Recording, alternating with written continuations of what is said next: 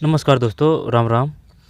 ये केबीएस का पेपर है और टीजीटी का है। ठीक है, टीजीटी का है तो अब इसमें जो चीज़ है वो सिर्फ अपन वही देखेंगे, जैसे कि जो ईएमआरएस प्री है ना, उसके लिए काम आए। अब इसमें जैसे कि 30-40 क्वेश्चन मनोविज्ञान पेडागोजी के हैं, वो सब में आती है टीचिंग से संबंधित। ठीक है, 10 क्वेश्चन हिंदी व्याकरण के हैं, है ना, जो ये शुरू में है। 5 गद्यांश से हैं, 5 वैसे है।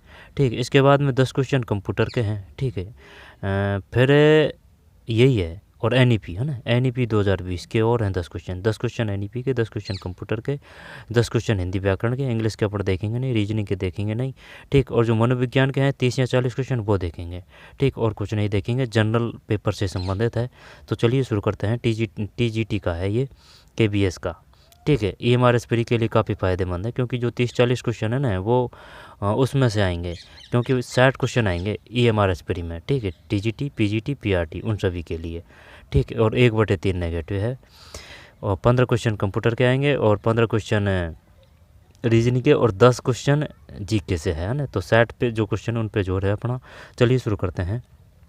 पहला क्वेश्चन आ रहा है। तरीका क्या रहेगा, पहले खुद से करने की कोशिश करेंगे, हो जाता है तो ठीक है, नहीं होता है तो ठीक है, फिर बाद में आंसर की में आंसर देखेंगे। चलिए भाई शुरू करिए। ठीक है, कबीरदास अपने गुरु का बड़ा सम्मान करते थे। ठीक है, आराम से पढ़ते हुए, समझते हुए, याद करते हुए चलें, क्योंकि इनको हल्के में लेने की कतई भूल ना करें, क्योंकि जो ओल्ड क्वेश्चन पेपर है अपने हैं नहीं है। ठीक है, जो बोर्ड लेता है उसके ही पेपर हैं। तो अगर जिस बोर्ड से आप तैयारी कर रहे हैं और उसमें सिलेक्शन लेना चाहते हैं, तो उसके जो पेपर हैं उनको ढंग से हर एक फैक्ट को, तथ्य को लिखाना ज़रूरी है। ठीक है, और ये जो केबीएस हो, एनबीएस हो, डीएसएस भी हो, ईएमआरएस हो, इनका सिस्टम एक ही है। ठीक है, और अलग नहीं है। एनसीईआरटी से आएगा, मेन से प्री है जो सबके लिए बराबर है। सिर्फ जो केबीएस है, वो जो ईएमआरएस है, उसका सिस्टम अलग है। उसमें जैसे कि 60 क्वेश्चन आएंगे उसमें, ये जो प्री में। जबकि जो केबीएस एनबीएस है ना, उसमें 20-20 question math, reasoning, GK, computer ना वगैरह इस प्रकार के आएंगे। इसमें 15 है कंप्यूटर के। चलिए, मनोविज्ञान के नहीं है उनमें, जो केबीएस एनबीएस है ना, उनमें अब वर्तमान के तौर पर, लेकिन मेन में क्वेश्चन आ सकते हैं ये मनोविज्ञान पेडागोजी से संबंधित। चलिए शुरू करते हैं। कबीरदास अपने गुरु का बड़ा सम्मान करते थे। उनका कहना था कि मनुष्य को सद्गुरु बड़ी कठिनाई से प्राप्त होता है। सद्गुरु बड़ी कठिनाई से प्राप्त होता है। एक मिनट। ठीक है, सद्गुरु बड़ी कठिनाई से प्राप्त होता है, इसलिए गुरु का ईश्वर से अधिक आदर करना चाहिए। गुरु तो कुम्हार के समान है। जिस प्रकार घड़े को बनाने में कुम्हार मिट्टी के कंकड़ पत्थर पहले निकाल कर फेंक देता है, फिर उसी मिट्टी से अपना घड़ा बनाता है, उसी प्रकार शिष्य के चरित्र बनाने में सद्गुरु उसके अवगुणों को दूर कर देता है। कबीर का मानना था कि सद्गुरु किसी को भी बनाया जा सकता है, कठिनाई से मिलता है, आसानी से मिलता है, नहीं मिलता है। कबीर का मानना था कि सद्गुरु किसी को भी बनाया जा सकता है। कबीर का मानना था कि सद्गुरु किसी को भी बनाया जा सकता है, कठिनाई से मिलता है। कठिनाई से मिलता है, यही है। तो ये जो है कौन सा है क्वेश्चन, ये 11 है ना। तो 11 में 2 है ना। 11 में 2 कठिनाई से मिलता है। ठीक है, कबीर का विचार था कि ईश्वर और गुरु समान है। ईश्वर गुरु से बड़ा होता है, गुरु ईश्वर प्राप्ति के मार्ग में बाधक है, गुरु ईश्वर से भी अधिक आदरणीय है होता है। तो फिर 4 12 में। ठीक है, 12 में 4 है। इस प्रकार के जो क्वेश्चन है इनको कर देंगे ना, कोई दिक्कत नहीं है। जो व्याकरण के क्वेश्चन वो देखते हैं। अपने पैरों पर खड़ा होना मुहावरे का निम्न सटीक अर्थ है। स्वतंत्र हो जाना, स्वावलंबी होना, बहुत अधिक धन कमाना, नौकरी प्राप्त करना। अपने पैरों पर खड़े होना, स्वावलंबी होना है। 15 में स्वावलंबी होना है। ठीक है, फिर अधोगति का संधि विच्छेद है। अधोगति का संधि विच्छेद है, अधोगति के, है ना। 10 क्वेश्चन हिंदी, 10 से इंग्लिश के भी आएंगे, वो क्वालिफाई है। अधोगति का संधि विच्छेद है। तो फिर अधोगति, अधोगति का संधि विच्छेद है। अधोगति, अधोग ये तो नहीं आएगा। अधोगति, अधोगति, अधोगति, क्या ये कर दें 3? अधोगति, अदम तो नहीं है ना। 2 और 4 तो बिल्कुल नहीं है। अधोगति और एक अधगति, यही करते हैं 3। विसर्ग संधि है इसमें। 16 में 3 है अधगति। ठीक है, अधगति। निम्नलिखित में से गुणवाचक विशेषण नहीं है। गुणवाचक विशेषण नहीं है, बताइए। नया, लंबा, सारा, लाल। निम्नलिखित में गुणवाचक विशेषण नहीं है। जब नया, लंबा, सारा, गुण है ना, गुण बताना चाहिए। तो जैसे कि लंबा है, लाल है, और नया है सारा, ये सारा कोई गुण थोड़ी है, यही करते हैं 17 में। 17 में 3 है ना, 17 में 3 सारा ही है। फिर प्रयोग के अनुसार सर्वनाम के भेद हैं।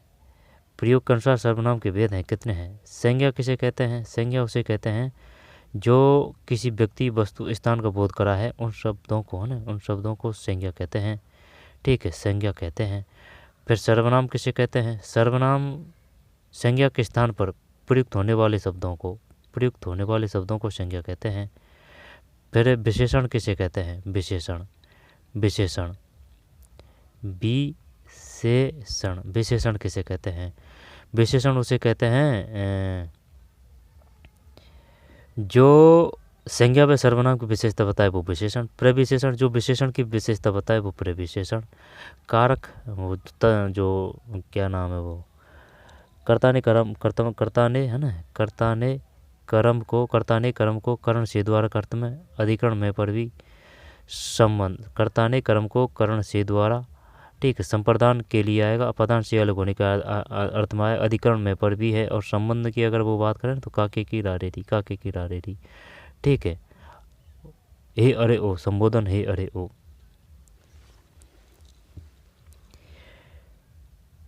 प्रयोग के अनुसार सर्वनाम के भेद हैं। जब देखे तत्पुरुष समास है, कर्ता ने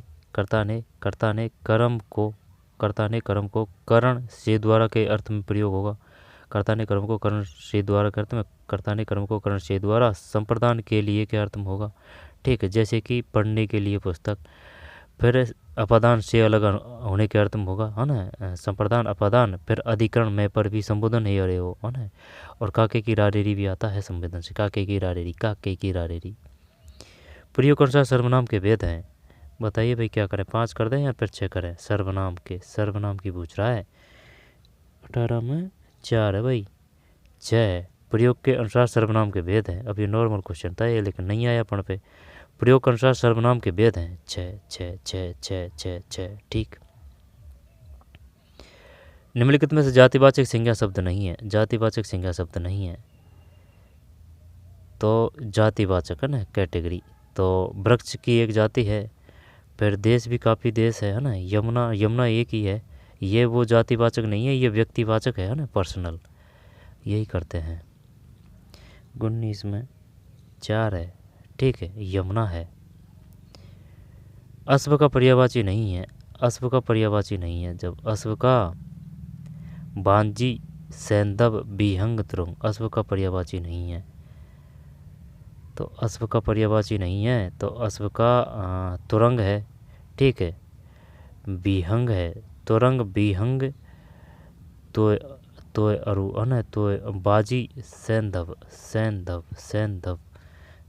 देखते हैं 76 में, ये जो 20 में। विहंग पक्षी को तो नहीं बोलते हैं 20 में 3 है भाई। अश्व का पर्यायवाची नहीं है, विहंग नहीं है, जबकि बाजी है तोय, है ना, तोय बारी, ये किसके हैं? तोय बारी। तो बाजी है, सैंदव है, तुरंग है। दोबारा से देखते हैं। अश्व का पर्यायवाची नहीं है जब विहंग नहीं है। विहंग तो पक्षी का होना चाहिए भाई, पक्षी खग। जब बाजी है, ये सैंदव नहीं जानते भाई अपन, बाजी सैंदव और तुरंग। तो तुरंग है, ठीक है, बाजी है और सैंदव। बताइए सैंदव किसका पर्यायवाची है? सैंदव उसका है। विहंग का पक्षी होना चाहिए, विहंग खग पक्षी, विहंग। पता नहीं है भाई श्योर ये के पक्षी का ये विहंग है ना, इसको हटा देते हैं। बाजी सैंदव तुरंग। उर्दू भाषा में साहित्य अकादमी पुरस्कार 2022 के लिए किस, है ना, ये उस समय करंट है, ये नहीं आएगी। फिर भारत में किस ऐतिहासिक स्मारक का निर्माण अंग्रेजों द्वारा नहीं किया गया? Golghar Bihar, writers building Paschim Bangal, Gateway of India Maharashtra, Gol Gumbaz Karnataka. गोल गुम्बज है, गेटवे ऑफ इंडिया महाराष्ट्र है। अब गोलघर ये बिहार में नहीं होना चाहिए भाई, पश्चिम बंगाल होना चाहिए गारंटी से। देखते हैं एक है क्या इसमें? 22 में 4 है, ये नहीं है गोल गुम्बज अंग्रेजों द्वारा नहीं किया गया है। गोल घर बिहार है, राइटर्स बिल्डिंग पश्चिम बंगाल है, गेटवे ऑफ इंडिया महाराष्ट्र है। गोल घर, ये जो गोल घर है है ना, ये बिहार में है। राइटर्स बिल्डिंग है, ये पश्चिम बंगाल में है। ठीक है, कोलकाता की राजधानी, पश्चिम बंगाल की राजधानी कोलकाता, असम की दिसपुर, त्रिपुरा की अगरतला, आइजोल की मोइजोल, आइजोल की मिजोरम, है ना, जो से जो। भुवनेश्वर की उड़ीसा की भुवनेश्वर है, उड़ीसा की भुवनेश्वर है। झारखंड की रांची है, झारखंड की रांची है। छत्तीसगढ़ की रायपुर है, रायपुर। तो फिर 22 में 4 है, ये नहीं है। Golghar Bihar, writers building Paschim Bengal, gateway of India Maharashtra. Bharat के संविधान अनुसार भारत में निम्न किन विधायी सभाओं का विघटन नहीं होता? भारत के संविधान अनुसार भारत में निम्न में से किन विधायी सभाओं का विघटन नहीं होता है?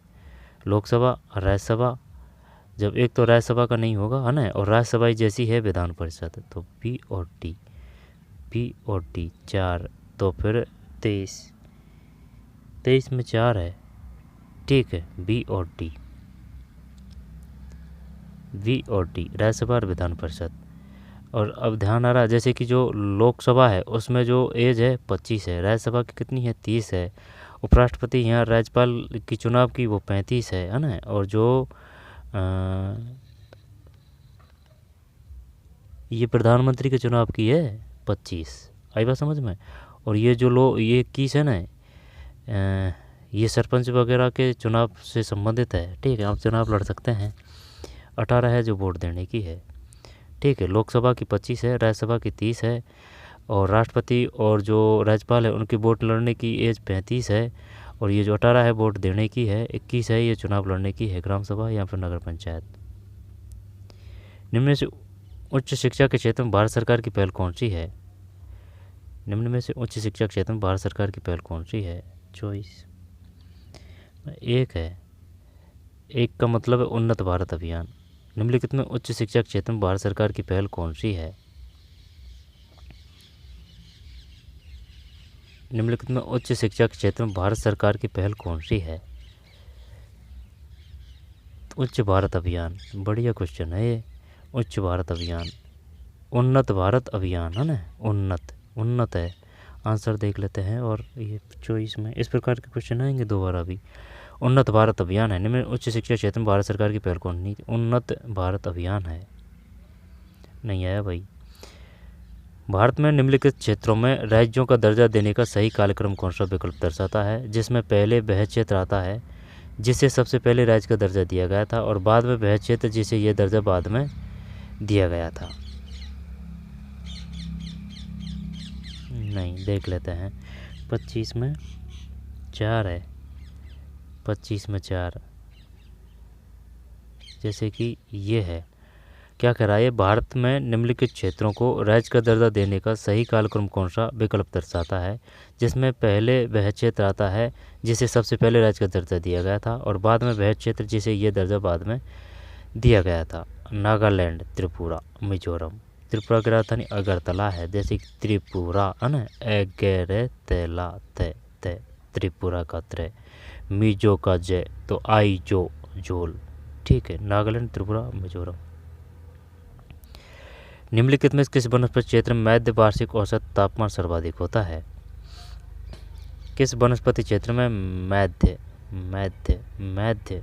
मतलब the mean annual average temperature is the highest in which of the following vegetation zone? Vegetation zone.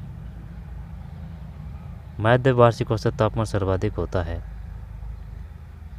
बात तापमान की है ना, तो शीतोष्ण तो नहीं होगा, तो अल्पाइन भी उष्ण कटिबंधीय ही कर देते हैं, तो फिर, है ना, उष्ण कटिबंधीय ही करते हैं।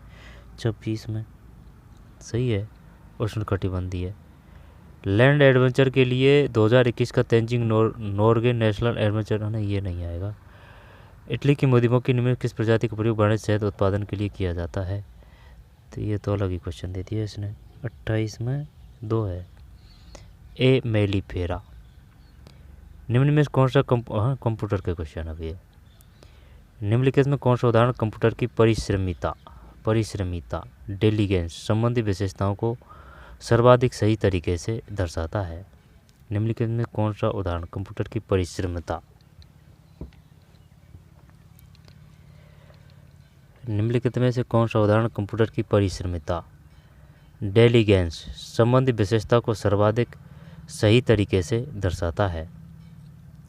निम्नलिखित में कौन सा उदाहरण कंप्यूटर की परिश्रमिता, डेलीगेंस संबंधी विशेषता को सर्वाधिक सही तरीके से दर्शाता है। किसी संगठन के हजारों कर्मचारियों के वेतन की गणना करना और वेतन पर्ची जनरेट करना, परिश्रमता सर्वाधिक सही दर है ना। 10 दशमलव तक की किन्हीं दो संख्याओं का भागफल आरंभ से अंत तक लंबी और जटिल गणना को समान गति और परिशुद्धता से करना। एक क्षण में कंप्यूटर का प्रयोग पत्र बनाने में करना, दूसरे क्षण उस पर संगीत बजाना अथवा कोई डॉक्यूमेंट्री प्रिंट करना। एक करते हैं भाई 29 यार ये कुछ समझ में ही नहीं आई बात। ये जो 29 है इसमें 3 है। निम्न में कौन सा उदाहरण कंप्यूटर की परिश्रमिता, डेलीगेंस परिश्रमिता है ना, परिश्रमी कंप्यूटर के बारे में बात कर रहा है ना ये, जब एक तो कैसे भी नहीं आएगा। संबंधी विशेषताओं को सर्वाधिक सही तरीके से दर्शाता है।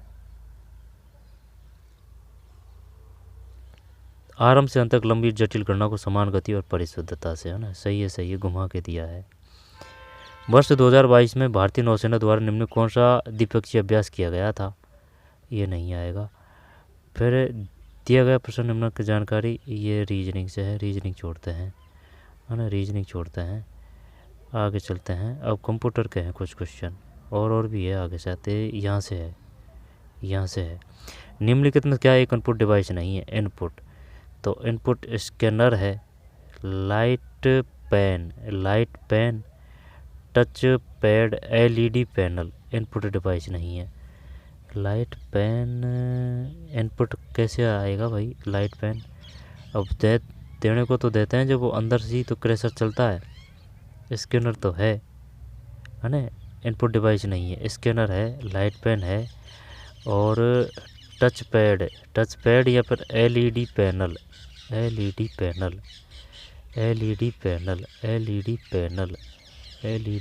या फिर टच पैड, ये 2 तो है, स्कैनर और लाइट पेन, तो ये एलईडी पैनल या टच पैड।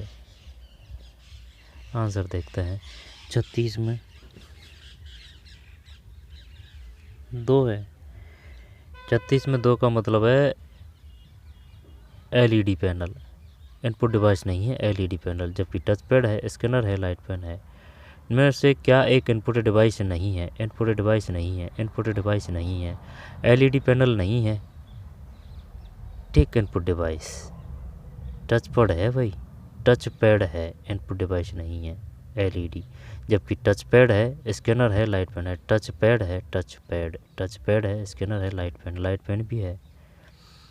नीचे दिए गए विकल्प में से किसकी मेमोरी यूनिट सबसे कम है, तो मेगा है ना, एमबी, केबी, गीगा, पीटा है ना, किलोबाइट, केबी है ना, KB, MB, GB, TB, Z last में आएगी और ई एक्स पहले आएगा ना, तो जेड सबसे भारी है, यानी कि सबसे ज़्यादा क्षमता है जेड की। 37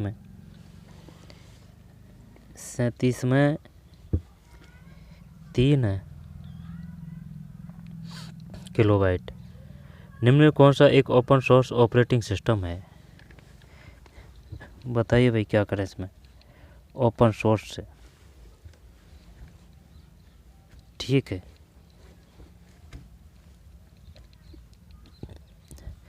निम्नलिखित में कौन सा एक ओपन सोर्स ऑपरेटिंग सिस्टम है, मैक ओएस है, Unix, Linux. Open source operating system, MS Windows कर दें क्या, ये तो ब्राउज़र है, लाइनक्स, यूनिक्स और मैक ओएस। देखते हैं भाई, आंसर देखते हैं। 38 में 2 है। निम्नलिखित में कौन सा एक ओपन सोर्स ऑपरेटिंग सिस्टम है, ओएस लाइनक्स। कौन सा एक ओपन सोर्स ऑपरेटिंग सिस्टम है, open source operating system, Linux गलत गया।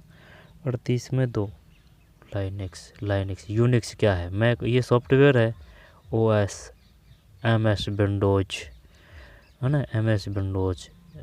मैक OS है ना, ये तो वो है सॉफ्टवेयर।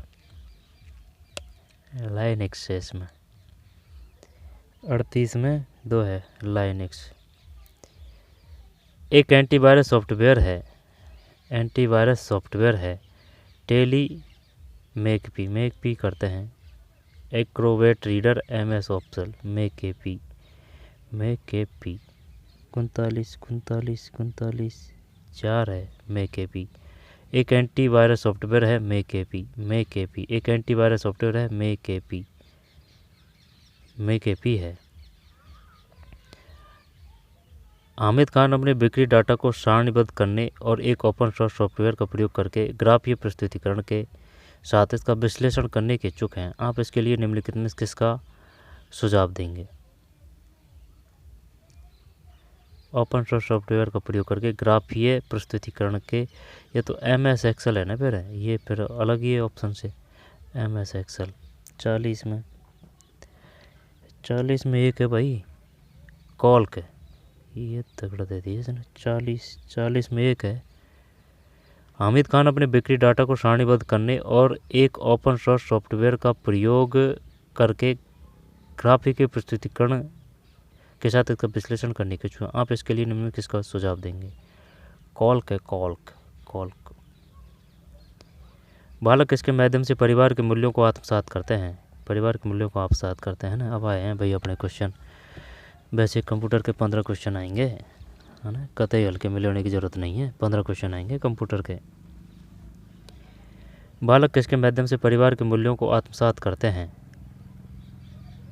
प्रतिनिधि मूलक अधिगम द्वारा, अनुभवात्मक अधिगम द्वारा, सहचारी अधिगम द्वारा, अंतर्दृष्टि अधिगम। है ना, अंतर्दृष्टि की तो बात आएगी नहीं। विक्रियस एक्सपीरियंटल लर्निंग, अनुभव ही करते हैं, है ना, वो देखते हैं बालक, वो ही सीखते हैं, 2 ही करते हैं। 41 में एक है प्रतिनिधि मूलक तो मतलब क्या हो गया? Victorious learning.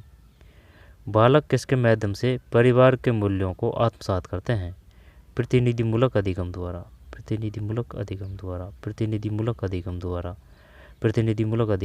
अच्छा, आगे चलते हैं। निम्नलिखित किस कारण से बालक के अभिभावकों को घर पर पढ़ाई करने, होम स्कूलिंग को प्राथमिकता नहीं देनी चाहिए? निम्नलिखित में से किस कारण से बालक के अभिभावकों को घर पर पढ़ाई करने, होम स्कूलिंग को प्राथमिकता नहीं देनी चाहिए? बालक का अधिगम वातावरण लोकतांत्रिक नहीं। बालक अपने सहपाठियों की अपेक्षा तेज गति से सीखता है। बालक फुटबॉल का अच्छा खिलाड़ी है और वह विद्यालय फुटबॉल की कोई टीम नहीं है। विद्यालय की संस्कृति सामाजिक बहिष्करण का पालन करती है। सामाजिक बहिष्करण का क्या ही करें अब इसमें? होम स्कूलिंग को प्राथमिकता पढ़ाई करने, है ना, घर पर पढ़ाई करने को प्राथमिकता नहीं देनी चाहिए। कि भाई घर पर पढ़ाई को प्राथमिकता नहीं देनी चाहिए, वो किस कारण से नहीं देनी चाहिए? तो ये तो विद्यालय की कह रहा है। बालक अपने सहपाठियों की अपेक्षा तेज गति से सीखता है।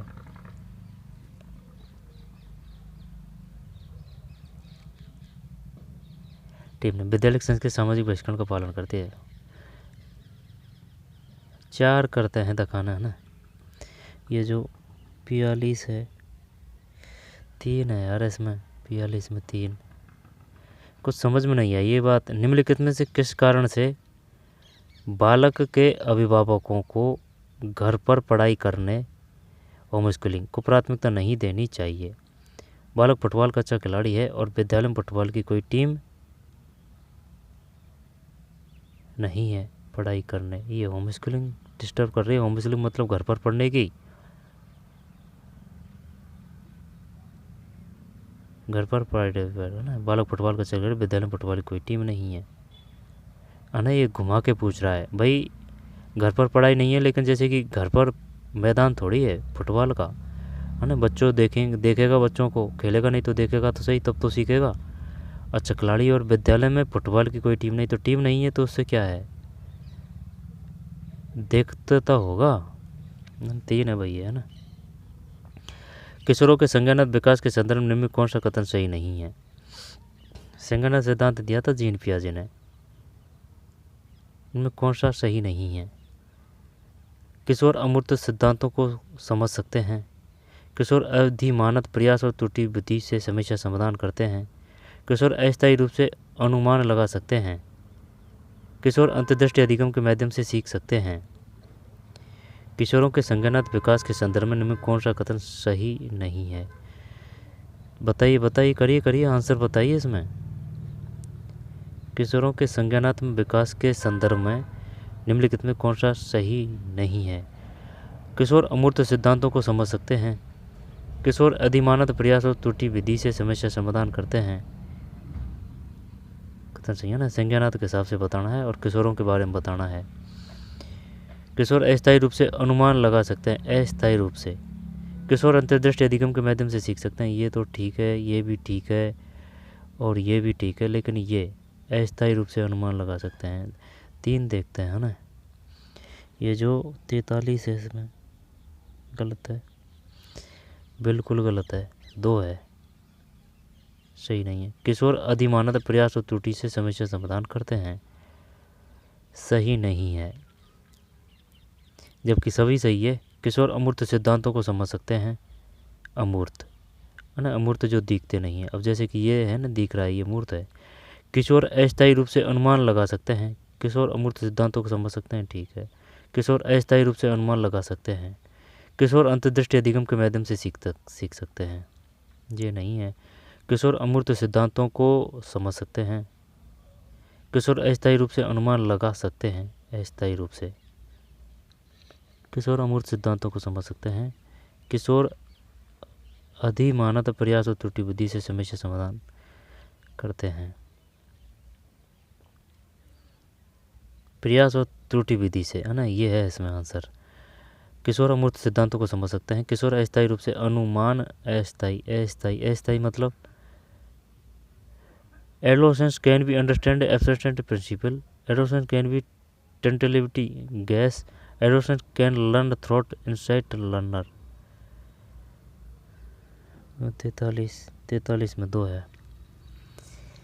बढ़िया और जोरदार क्वेश्चन है ना। पढ़ लिया, कर लिया, लेकिन फिर भी समझ में नहीं आई बात, ये है इसमें कौन सा सही नहीं है। एक किशोर विद्यार्थी के मानसिक स्वास्थ्य को बढ़ावा देने के लिए अध्यापक को किस पर ध्यान देना चाहिए?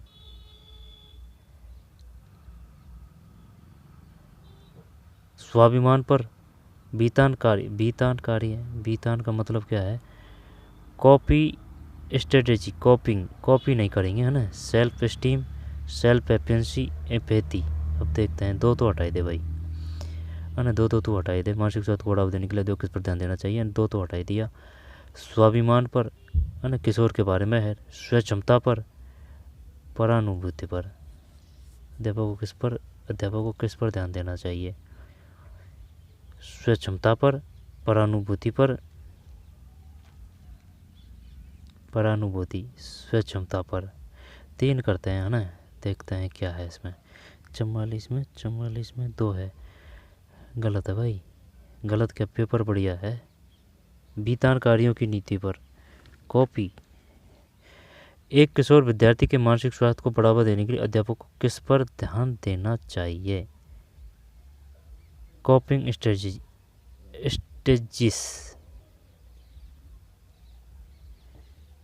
44 में 2 और 1/3 और है अब नेगेटिव। 1/4 होती तो फिर भी बात पड़ती। और 60 क्वेश्चन आएंगे इसके प्रकार के, 50 और 10 वो NEP के, जब 50 क्वेश्चन आएंगे इस प्रकार के। मानव का संज्ञानात्मक विकास एक प्रकार का जब मात्रात्मक और गुणात्मक और सतत परिवर्तन है। मात्रात्मक और सतत, मात्रात्मक तो नहीं है, गुणात्मक और असतत परिवर्तन है। मात्रात्मक सतत 2 करते हैं, गुणात्मक 2। ये तो 45 तो सही जान। मानव का संज्ञानात्मक विकास एक प्रकार का जब 45 में 4 है यार, एक प्रकार का। इंग्लिश देख ले, cognitive development among human is a type of quality and disconnection change, गुणात्मक और असतत परिवर्तन। ये तो कुछ पल्ले नहीं पड़ी बात।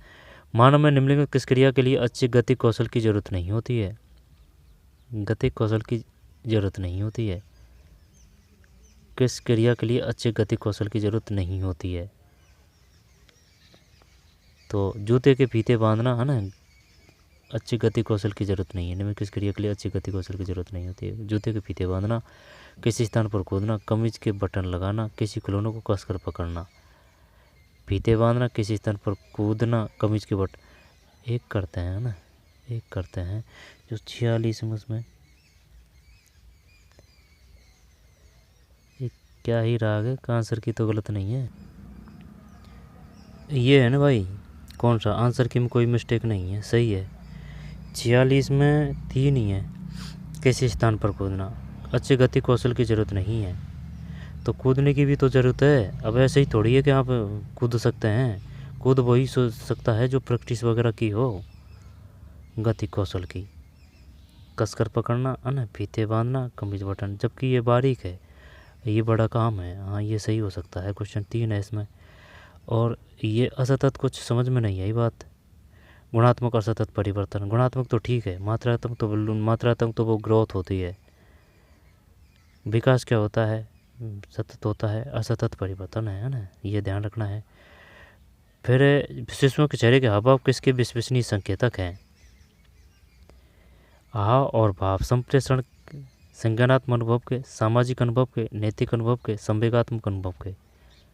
शिशुओं के चेहरे के भाव किसके विश्वसनीय संकेत है? तो फिर शिशुओं के चेहरे के हाव भाव किसके विश्वसनीय संकेतक हैं? सामाजिक अनुभव के, चेहरे के हाव और भाव, नैतिक अनुभव के, संवेगात्मक इमोशनल ही करते हैं भाई। ये तो सही जाना चाहिए। 47, हाँ ये तो सही है ना।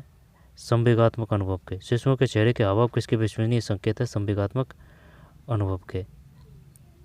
मानव विकास के संदर्भ में अनुसंधानकर्ता एक समय पर छात्रों के बीतान कौशल की, बीतान का मतलब क्या है? In the context of human development a research intended to explore the coping skill among student at one time the researcher can adopt. मानव विकास के संदर्भ में अनुसंधानकर्ता एक समय पर छात्रों के वेतन कौशल की जांच करना चाहता है। अनुसंधानकर्ता किस अभिकल्प को अपना सकता है?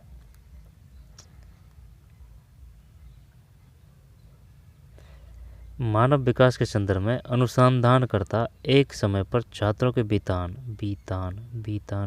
किसको बोलते हैं? रिसर्च इंटेंस ह्यूमन डेवलपमेंट करना चाहता है। अनुसंधानकर्ता किस अभिकल्प को अपना सकता है?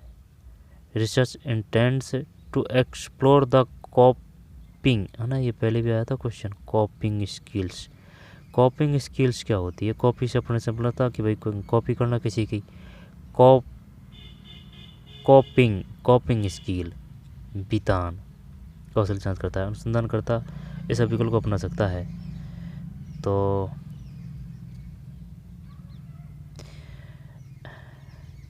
पानी पी रहा है क्या है भाई क्वेश्चन है। अनुप्रस्थ परिच्छेद अभिकल्प TGT का है ना, KBS का। अनुप्रस्थ परिच्छेद अभिकल्प, अनुदैर्घ्य अभिकल्प, सोलोमन नहीं पड़ेगी, पार देख लेते हैं। 48 में एक है, 48 में एक है। अनुप्रस्थ परिच्छेद अभिकल्प मानव विकास के संदर्भ में अनुसंधानकर्ता एक समय पर छात्रों के वेतन कौशल की जांच करना चाहता है। अनुसंधानकर्ता किस अभिकल्प को अपना सकता है? अनुप्रस्थ परिच्छेद अभिकल्प। 48 में एक है। 49 आनुवंशिकता और वातावरण के संदर्भ में निम्नलिखित को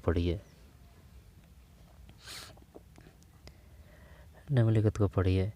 चल इसको करते हैं। आनुवंशिकता यह निर्धारित करती है कि बालक क्या कर सकता है। वातावरण यह निर्धारित करता है कि बालक क्या कर सकता है। वातावरण। आनुवंशिकता यह निर्धारित करती है कि बालक क्या करता है, क्या करता है, क्या करता है। वातावरण यह निर्धारित करता है कि बालक क्या करता है।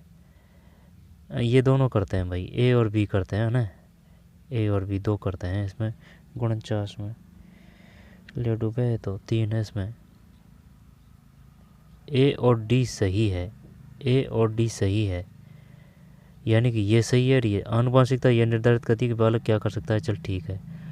वातावरण यह निर्धारित करता है कि बालक क्या करता है, बालक क्या करता है। वातावरण यह निर्धारित करता है कि बालक क्या करता है। अच्छा भाई, मान लिया बात तेरी। निम्न में से कौन सा विकल्प सही है। विकास और परिपक्वन वृद्धि के साथ साथ होते हैं। परिपक्वन का मतलब ग्रोथ होगी है।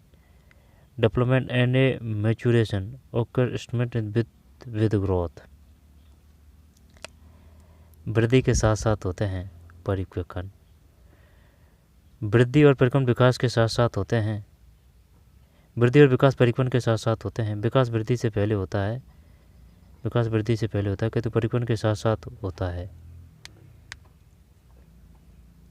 विकास वृद्धि से पहले होता है। चल 4 करते हैं। ये जो 50 है इसमें गलत है, बिल्कुल गलत है। 50 में 2 है। वृद्धि और परिपक्वन विकास के साथ साथ होते हैं। परिपक्वन, परिपक्वन मतलब वृद्धि और ग्रोथ तो नहीं है ये। यहाँ पर ये परिपक्वन मैच्योरिटी है, मैच्योरिटी। जो वृद्धि और परिपक्वन विकास के साथ साथ होते हैं। ग्रोथ है ना, ग्रोथ का मतलब वृद्धि। एंड मैच्योरेशन ऑक्वर सिमुलेटेसली है ना, सिमुलेटेसली विज डेवलपमेंट। 2 है भाई इसमें। निम्न में क्या रचनावाद की एक विशेषता नहीं है। अध्यापक की एक सुविधा प्रदाता की भूमिका। अनुभव के माध्यम से अधिगम। छात्रों को समस्यात्मक स्थितियों का सामना नहीं करना पड़ता है। बाल केंद्रित पाठ्यचर्या। इनमें क्या रचनावाद की विशेषता नहीं है। बाल केंद्रित पाठ्यचर्या ये तो है। छात्रों को समस्यात्मक स्थितियों का सामना नहीं करना पड़ता है। समस्यात्मक, रचनात्मक है ना, ये तो नहीं आएगा है ना, नहीं भी आ गया वैसे इसमें। अनुभव के माध्यम से अधिगम। अध्यापक की एक सुविधा प्रदाता की भूमिका है ना, 3 ही करते हैं। रचनावाद की एक विशेषता नहीं है। छात्रों की समस्या स्थितियों का सामना नहीं करना पड़ता है, करना पड़ता है, यही करते हैं। चल 51 में 3 है ना, ये तो सही है। अध्यापक की एक सुविधा प्रदाता की भूमिका। अनुभव के माध्यम से अधिगम। बाल केंद्रित पाठ्यचर्या। निम्न में से खेल प्ले वे विधि में अध्यापक की भूमिका क्या नहीं है। निम्न में से खेल प्ले वे विधि में अध्यापक की भूमिका क्या नहीं है। तो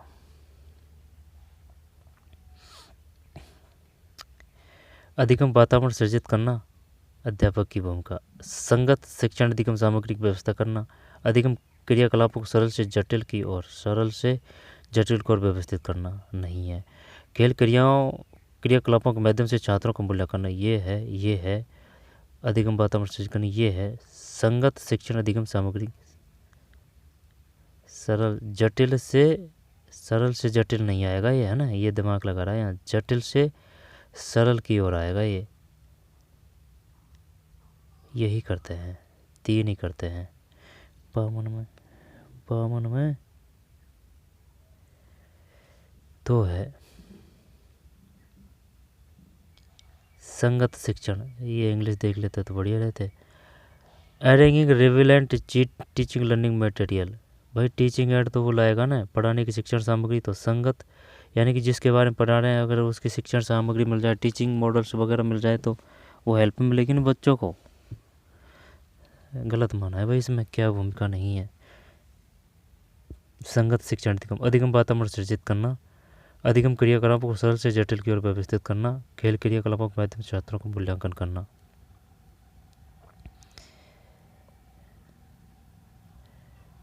और इसमें क्या था, निम्न क्या रचनावाद की एक विशेषता नहीं है। अनुभव के माध्यम से अधिगम। छात्रों की समस्यात्मक स्थिति का सामना नहीं करना पड़ता है। बाल केंद्रित पाठ्यचर्या। बाल केंद्रित पाठ्यचर्या, बाल केंद्रित पाठ्यचर्या। अध्यापक की एक सुविधा प्रदाता की भूमिका। अनुभव के माध्यम से अधिगम। छात्रों को समस्यात्मक स्थितियों का सामना नहीं करना पड़ता है। ये 3 तो सही था अपना।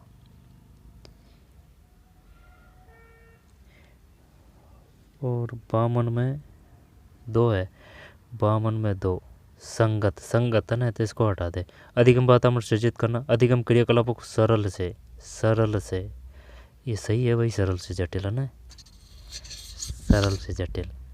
अध्यापक वो सरल से जटिल ही ले जाता है, ठीक है। यानी कि पहले थोड़ा टफ देता है क्वेश्चनों को, फिर और टफ देता है। अगर जैसे कि टफ दिया है शुरू का, वो कर दिया बच्चे ने, तो फिर और ज़्यादा देगा, है ना, ये है बात। खेल क्रियाकलापों के माध्यम से छात्रों को मूल्यांकन करना। किस स्थिति में प्रदर्शन विधि का प्रयोग करना उपयुक्त नहीं है? किस स्थिति में प्रदर्शन विधि का प्रयोग करना उपयुक्त नहीं है? पाठ को एक समीक्षा के रूप में प्रस्तुत किया जाना हो, व्यक्तिगत प्रयोग के लिए पर्याप्त सामग्री उपलब्ध हो, प्रयोग करने में समय लगता है, अध्यापक केंद्रित उपागम का प्रयोग किया जाना हो। किस स्थिति में प्रदर्शन विधि का प्रयोग करने उपयुक्त? अध्यापक केंद्रित उपागम यही करते हैं भाई। जब अगर टीचर अगर कुछ अच्छी चीज़ बता रहा है, तो जब ये जो मॉडल है, टीचिंग मॉडल है ना, उनका प्रयोग करना ज़रूरी नहीं है। अब देख लेते हैं, अगर ये मान लेता है तो 53 में ये नहीं मान रहा है भाई, 3 मान रहा है भाई। अब क्या ही करें, जब इसमें 3 है, उपयुक्त नहीं। प्रयोग को, पाठ को एक समीक्षा के रूप में प्रस्तुत किया जाना हो, ठीक है। व्यक्तिगत प्रयोग के लिए पर्याप्त सामग्री उपलब्ध हो, ठीक है। अध्यापक केंद्रित उपागम का प्रयोग किया जाना हो, प्रयोग करने में समय लगता है, उपयुक्त नहीं है। प्रदर्शन विधि का प्रयोग करना उपयुक्त नहीं, प्रयोग करने में समय लगता है, ये उपयुक्त नहीं है। पाठ को एक समीक्षा के रूप में प्रस्तुत किया जाना हो, व्यक्तिगत प्रयोग के लिए पर्याप्त सामग्री उपलब्ध हो, अध्यापक केंद्रित उपागम का प्रयोग किया जाना हो, प्रयोग करने में समय लगता है। अच्छा, अधिगम के लिए बाह्य अभिप्रेरणा की अपेक्षा आंतरिक अभिप्रेरणा क्यों बेहतर है? अधिगम के लिए बाह्य अभिप्रेरणा की अपेक्षा आंतरिक अभिप्रेरणा क्यों बेहतर है? अधिगम के लिए बाह्य अभिप्रेरणा की अपेक्षा आंतरिक अभिप्रेरणा क्यों बेहतर है? अधिगम के लिए बाह्य अभिप्रेरणा की अपेक्षा आंतरिक अभिप्रेरणा क्यों बेहतर है?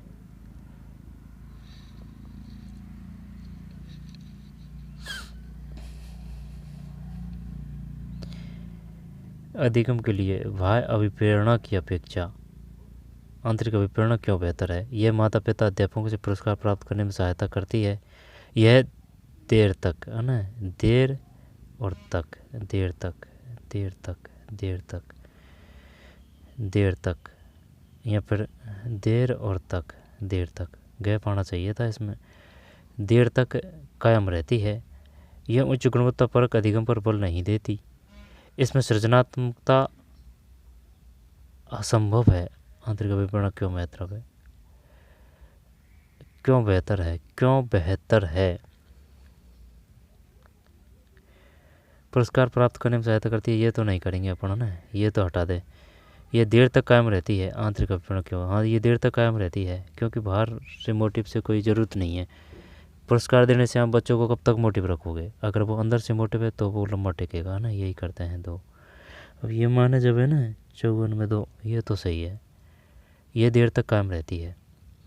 निम्नलिखित में कौन सा कथन सही नहीं है? पाठचर्या एक संपूर्ण सेट है और प्रकृति में काफ़ी विस्तृत है। पाठचर्या एक संपूर्ण सेट है और प्रकृति में काफ़ी विस्तृत है। पाठचर्या किसी शैक्षणिक ढांचे में छात्रों के लिए व्यवस्थित किए जाने वाले आशयित परिणाम शामिल होते हैं। निम्नलिखित में कौन सा कथन सही नहीं है?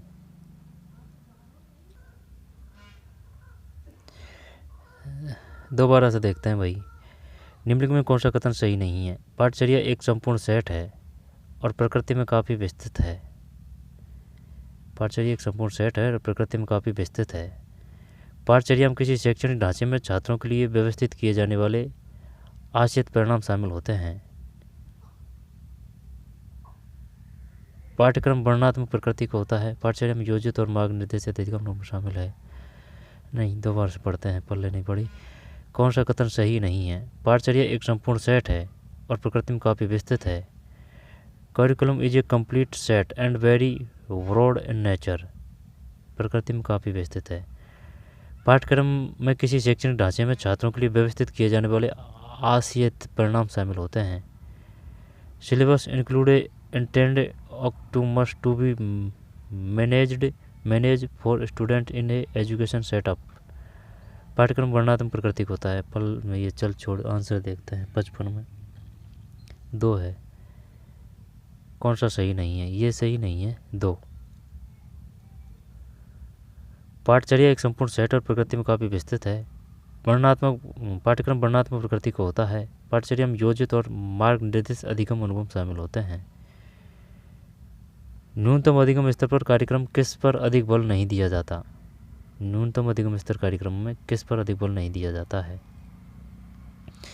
विद्यार्थियों का गति अनुरूप अधिगम, तत्काल प्रतिपुष्टि, प्रवीणता अधिगम, कोर्स को पूरा करना। न्यूनतम अधिगम स्तर कार्यक्रम में किस पर अधिक बल नहीं दिया जाता है?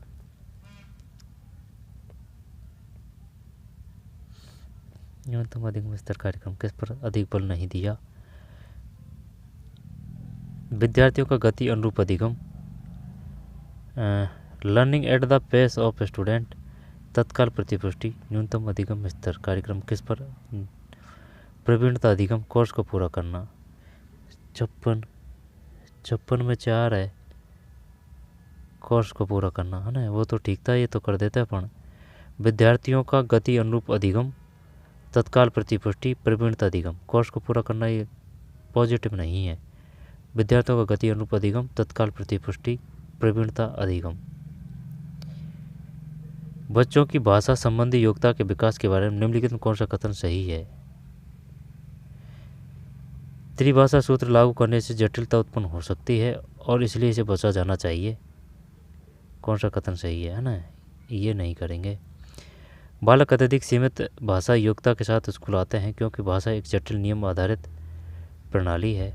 बहुभाषा भारत की भाषाई विविधता की विशिष्ट विशेषता है और इसे एक संसाधन के रूप में उपयोग किया जाना चाहिए। बालकों की गृहभाषा उनके औपचारिक अधिगम से गंभीरता में दखल देती है, पढ़ाई का माध्यम बनाए। 3 57 3 सही है। बहुभाषा भारत की भाषाई विविधता की एक विशिष्ट विशेषता है और इसे एक संसाधन के रूप में प्रयोग किया जाना चाहिए। निम्न में कौन सा अनुभवात्मक अधिगम की सही अधिगम चक्र को निरूपित करता है? निम्न में कौन सा अनुभवात्मक अधिगम के सही अधिगम चक्र को निरूपित करता है? आंसर देखते हैं। 58 में 3 है। 3 है मूर्त अनुभव। जब क्वेश्चन क्या कह रहा है? अनुभवात्मक अधिगम। अनुभवात्मक मतलब एक्सपीरियंटल लर्निंग। इनमें कौन सा अनुभवात्मक अधिगम के सही अधिगम चक्र को निरूपित करता है? जब 58 में 3 है तो 3 का मतलब है मूर्त अनुभव, चिंतनशील अवलोकन, अमूर्त संप्रतिकरण, सक्रिय प्रयोग। मूर्त अनुभव का मतलब है कॉन्क्रीट एक्सपीरियंस, चिंतनशील अवलोकन, रिफ्लेक्टिव ऑब्जर्वेशन, अमूर्त संप्रतिकरण, एब्स्ट्रैक्ट कंप्यूचुलेशन, फिर सक्रिय प्रयोग, एक्टिव एक्सपेरिमेंटेशन। 3 है। 58 में 3 है। 58 में 3 है भाई। मूर्त अनुभव, चिंतनशील अवलोकन, अमूर्त संप्रतिकरण, सक्रिय प्रयोग। पानी पूरा क्या है ये क्वेश्चन है पेपर ने? टीजीटी का है, ये केवीएस का है। इस प्रकार के ही क्वेश्चन मिलेंगे। अगर इस प्रकार का क्वेश्चन आ गया ना पेपर तो सलट जाएंगे। निम्नलिखित में से क्या सतत और व्यापक मूल्यांकन का एक उद्देश्य नहीं है? सतत व्यापक मूल्यांकन का एक उद्देश्य नहीं है। वास्तविक और वांछित प्रदर्शन के बीच की दूरी कम करने के उपकरण के रूप में मूल्यांकन का प्रयोग करना उद्देश्य नहीं है। सतत और व्यापक मूल्यांकन का उद्देश्य नहीं है, यानी कि सही नहीं है। इसके तहत स्मरण को सभी अधिकों को आना, ये तो नहीं आएगा, बिल्कुल नहीं आएगा। करेंगे तो यही करते हैं। फिर स्मरण मतलब याद करना। जब 59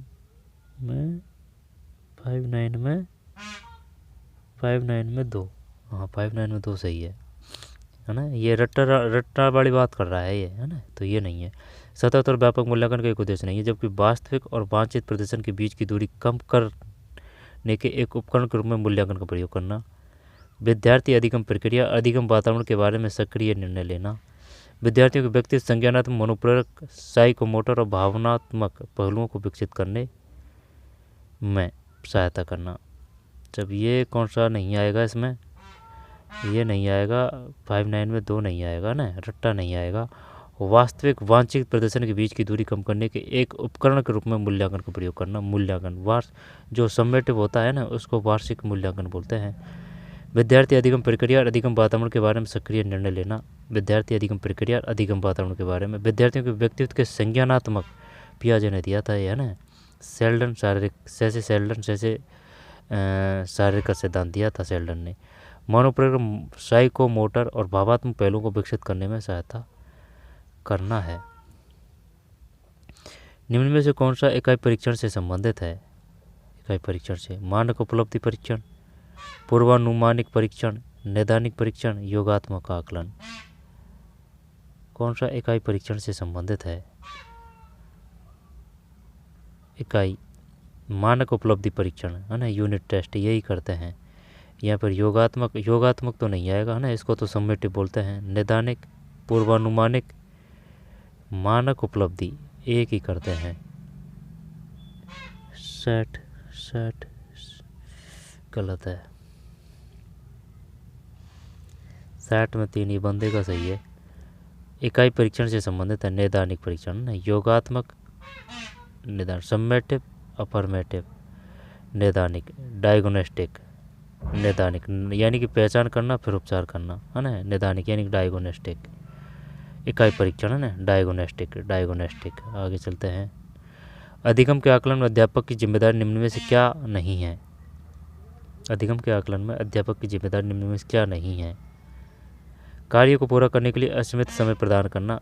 अधिगम के आकलन में अध्यापक की जिम्मेदारी निम्नलिखित में क्या नहीं है? यह सुनिश्चित करना कि विद्यार्थियों ने आकलन कार्यों के उद्देश्य को स्पष्ट रूप से समझ लिया है ना, ठीक है। कार्यों को पूरा करने के लिए असीमित समय प्रदान करना, असीमित समय प्रदान करना। कार्यों को पूरा करने में कुछ छात्रों को समय आ रही चुनौतियों के प्रति संवेदनशील होना। उनके निर्णयों के आधार के लिए पर्याप्त साक्ष्य एकत्रित, उनके निर्णयों के आधार के लिए कार्यों को पूरा करने के कुछ छात्रों के समक्ष आ रही चुनौतियों के प्रति संवेदनशील होना। कार्यों को पूरा करने के लिए असीमित समय प्रदान करना, कार्यों को पूरा करने के लिए असीमित समय 2 करते हैं। 61 ये तो सही गया भाई, 61 में 2। दोबारा से देखते हैं। अधिगम के आकलन में अध्यापक की जिम्मेदारी निम्न में से क्या नहीं है?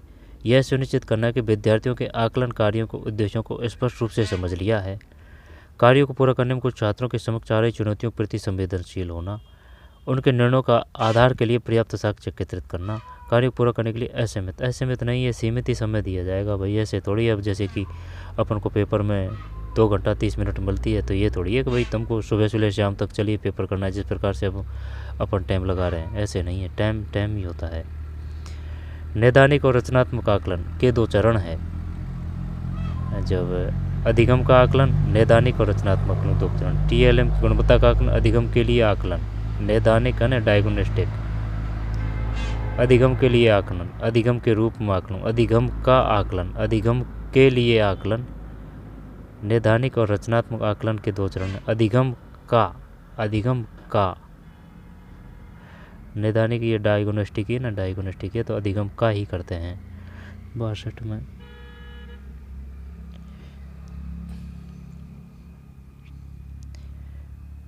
अधिगम के लिए आकलन है। नैदानिक रचनात्मक का मतलब क्या है? फॉर्मेटिव, ठीक है। तो नैदानिक और रचनात्मक आकलन अधिगम के लिए है भाई, अधिगम के लिए आकलन। नैदानिक रचनात्मक आकलन के 2 चरण है। अधिगम के लिए आकलन, अधिगम के लिए आकलन, अधिगम के लिए आकलन, अधिगम के लिए आकलन। नैदानिक और रचनात्मक आकलन, ये बंदे का सही है। एक अध्यापक पहले नियम और सिद्धांत के बारे में बताता है, फिर संकल्पना को स्पष्ट करने के लिए कुछ उदाहरण देता है। वह कौन सा उपागम अपना रहा है? एक अध्यापक पहले नियम और सिद्धांत के बारे में बताता है ना, नियम और सिद्धांत के बारे में। तो नियम से उदाहरण कौन चलती है? निगमनात्मक चलती है। फिर संकल्पना को स्पष्ट करने के लिए कुछ उदाहरण देता है ना। तो नियम से उदाहरण वो निगमनात्मक है, और अ से आगमन, आ से उदाहरण है ना। उदाहरण से नियम, उदाहरण को विशिष्ट बोलते हैं।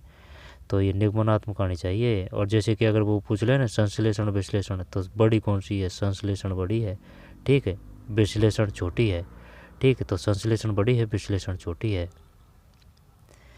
63 में 3 है निगमनात्मक आगमन है। ये तो ये नियम से पकड़ लिया, न से नियम, न से निगमनात्मक, आ से आगमन, आ से उदाहरण, उदाहरण को विशिष्ट बोलते हैं। एक प्रभावी अध्यापक का सर्वाधिक महत्वपूर्ण गुण होता है। अब नॉर्मल से क्वेश्चन आ रहे हैं ना, वो 15-20 तो बढ़िया ही थे भाई, जोरदार बहरंट। पढ़ाए गए विषय के बारे में गहरा ज्ञान होना अध्यापक का सर्वाधिक महत्वपूर्ण गुण है। कठोर अनुशासन प्रिय होना, एक अच्छा प्रेरक होना, छात्रों के बीच लोकप्रिय होना। अब भाई अगर विषय नहीं है तो फिर और चीज़ों से क्या है? चाहे आप कितने भी लोकप्रिय हो, चाहे आप कितने भी प्रेरक करता हो, चाहे कितने भी अनुशासन प्रिय हो, विषय का ज्ञान जरूरी है ना। अब मान लेता है तो फिर बैठ जाएगी डब। 64 में नहीं मान रहा है, 64 में 3 मान रहा है। एक अच्छा प्रेरक को मान रहा है, मोटिव को मान रहा है, ठीक है। मोटिव को मान रहा है तो इसका मतलब ये है कि नॉलेज की कोई ज़रूरत नहीं है ना। इसका मतलब ये है कि भाई वो मोटिवेशन होना चाहिए, है ना, नॉलेज की कोई ज़रूरत नहीं है। अरे ये नॉलेज भी होना चाहिए भाई, मोटिव से पार नहीं पड़ेगी, है ना। जैसे कि बच्चे आ रहे हैं तो बच्चों को सुबह से लेकर शाम तक आप मोटिव थोड़ी कर सकते हो, नॉलेज भी तो देना चाहिए ना। तो इस ऑप्शन का मतलब है ये नॉलेज को नहीं मान रहा है, ये सिर्फ मोटिवेशन को ही मान रहा है, ठीक है भाई। भाई बात किसकी आ रही है? टीचर की आ रही है। तो टीचर वही है। अब जैसे कि सपोज़ करते हैं, इस क्वेश्चन को भूल जाते हैं। अब कोई क्लास है, क्लास में जैसे कि कोई भूगोल का टीचर है। अब उसमें जो 50 रेट है वो पढ़ने आ रहे हैं, है ना। जैसे कि कोई ट्यूशन है, ट्यूशन पढ़ने आ रहे हैं 6 रेट एक टीचर के, और वो इंग्लिश वो ज्योग्राफी का टीचर है। तो वो तभी तो आ रहे हैं जब वो ज्योग्राफी पढ़ा रहा है। इस वजह से क्या, इस वजह से आ रहे हैं कि भाई ये मोटिव कर रहा है टीचर इनको कि भैया ना आप पढ़िए, सुबह इतने इतने घंटे पढ़नी चाहिए, ऐसे ऐसे पढ़नी चाहिए। आप माता पिता है ना, वो संकट से यानी बहुत कष्ट भोगा है उन्होंने, यह है आपका भविष्य सुधर जाएगा, ठीक है ठीक है। तो ये बात कुछ सीमा तक सही है, लेकिन सुबह से ले शाम तक तो नहीं है ना। तो इसका मतलब यही है। अब ये माना है तो माना है, अब क्या ही करें। अब इसने ये माना है प्रेरक होना चाहिए, मोटिव होना चाहिए भाई। सिर्फ दृश्य सामग्री का प्रयोग करने का सर्वश्रेष्ठ तर्काधार यह है कि यह कार्य करने का मात्र एक दूसरा तरीका है। यह अधिगम को ठोस बनाता है, यह 2 ज्ञानों को सक्रिय करता है, यह शिक्षण अधिगम प्रक्रिया सुगम ही करते हैं। इसमें तो 4-65 में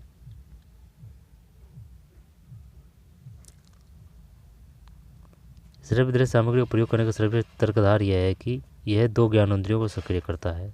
3 है भाई इसमें। दोबारा से देखते हैं। श्रव्य दृश्य सामग्री का प्रयोग करने का सर्वश्रेष्ठ तर्काधार यह है कि यह कार्य करने का मात्र एक दूसरा तरीका है। मात्र है ना, नहीं आएगा। यह अधिगम को ठोस बनाता है ना, बात तो सही है। यह 2 ज्ञान है ना, यही है इसमें 2, है ना, श्रव्य और दृश्य। डॉक्यूमेंट्री किस प्रकार का है? डॉक्यूमेंट्री है ना, डॉक्यूमेंट्री दृश्य है, दृश्य और श्रव्य, ठीक है। यानी डॉक्यूमेंट्री को वृत्त चित्र बोलते हैं, वृत्त है ना, वृत्त चित्र बोलते हैं डॉक्यूमेंट्री को, वृत्त चित्र बोलते हैं, चलचित्र बोलते हैं, ठीक है, डॉक्यूमेंट्री को। और जो नाटक है, नाटक है ना, वो दृश्य श्रव्य है, नाटक दृश्य श्रव्य। और जैसे कि कोई फोटो है तो वो सिर्फ दृश्य है।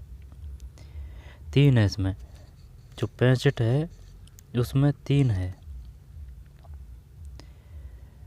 2 ज्ञानेंद्रियों को सक्रिय करता है। बढ़िया क्वेश्चन था। एक समावेशी समाज के लिए समझदार स्वीकार करता और उसका आदर करता है। निःशक्तता, विविधता, विविधता के साथ साथ निःशक्तता और समांगतता, विविधता। समझता है, स्वीकार करता है और उसका आदर करता है। विविधता के साथ साथ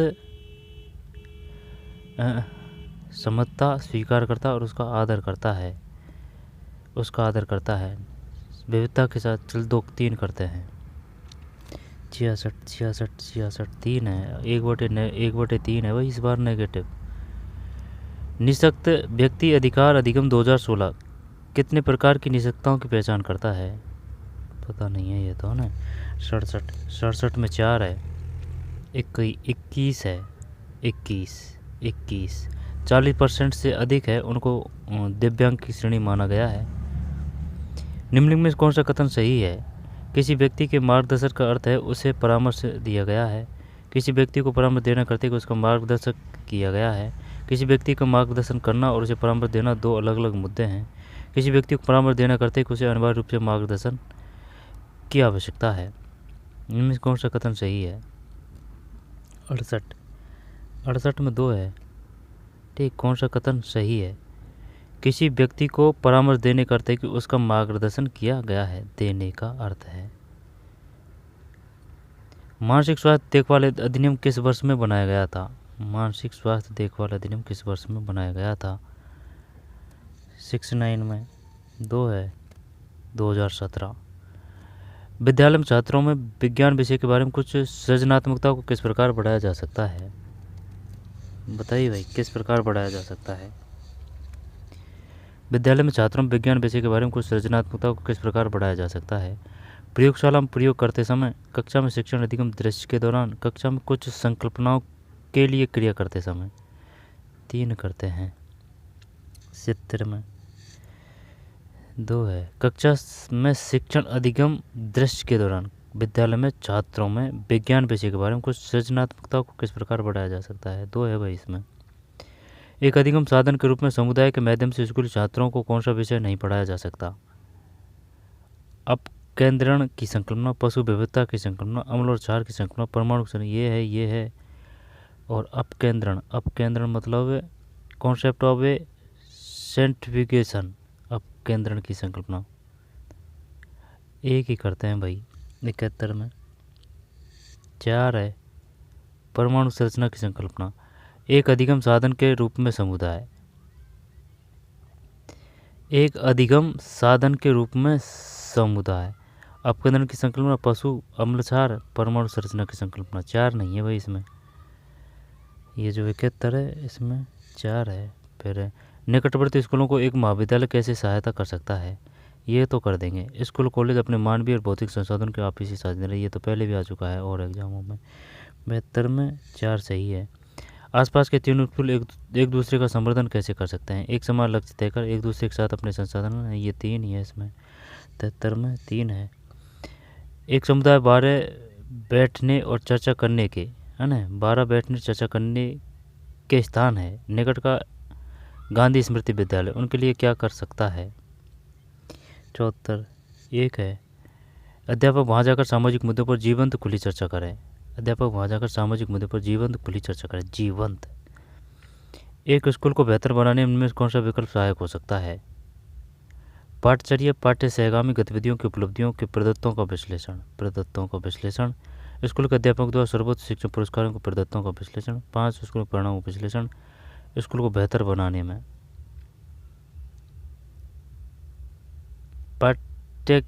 पाठ्यचर्या एवं पाठ्य सहगामी गतिविधियों की उपलब्धियों के प्रदत्तों का 3 ही करते हैं। ये जो 75 है 3 सही है। ठीक है। पाठ्यचर्या एवं पाठ्य सहगामी गतिविधियों की उपलब्धियों के प्रदत्तों का विश्लेषण। फिर स्कूल टीजीटी श्रीमती यादव अपने शिक्षण अधिगम कौशलों में किस प्रकार सुधार कर सकती है? अपनी कक्षा के विद्यार्थियों के वार्षिक परीक्षा परिणामों का अध्ययन करके, प्रत्येक मास 2 पुस्तकें पढ़कर, प्रत्येक क्षेत्र में अपने निष्पादन समग्र आत्म विश्लेषण करके, उनके शिक्षक सहकर उनका शिक्षण देकर और उन्हें सुझाव दे। शिक्षण अधिगम कौशल में किस प्रकार सुधार? प्रत्येक मास में पुस्तकें पढ़कर कर दें क्या? तो इसमें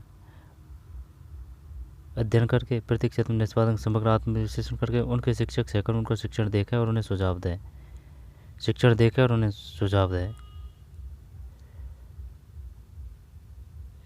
प्रत्येक क्षेत्र में अपने निष्पादन का समग्र आत्म विश्लेषण। 4 करें या फिर 3 करें?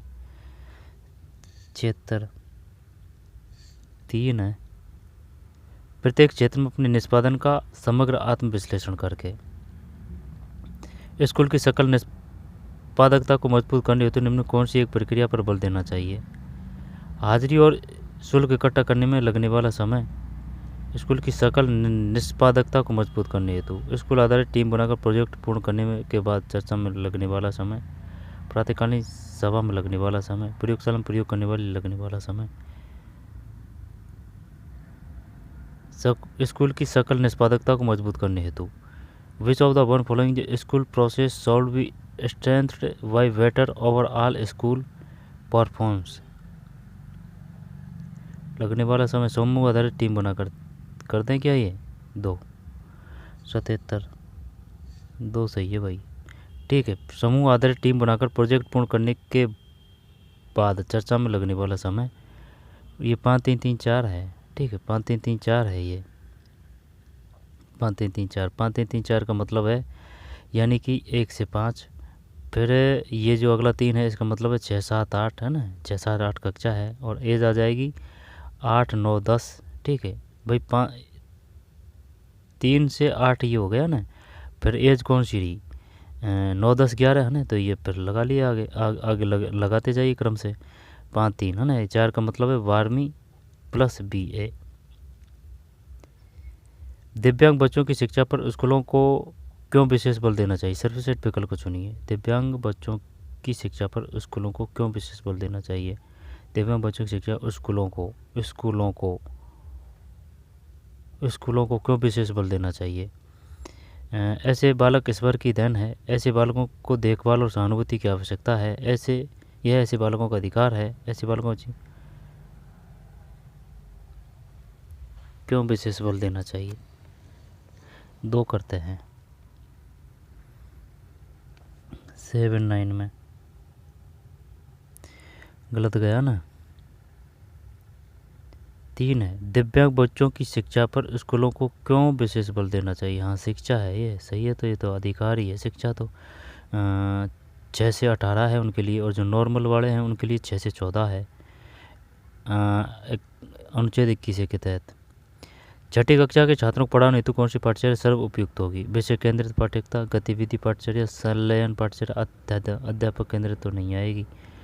Teacher centre pushed curriculum, activities curriculum, expected centre curriculum, subject centred. Activities कर देते हैं ना 2 80 में 2 सही है एक्टिविटीज। अब ये संस्कृत के आ गए हैं भैया ना, अब इनको नहीं देखेंगे क्योंकि इनसे कोई मतलब है नहीं अपना।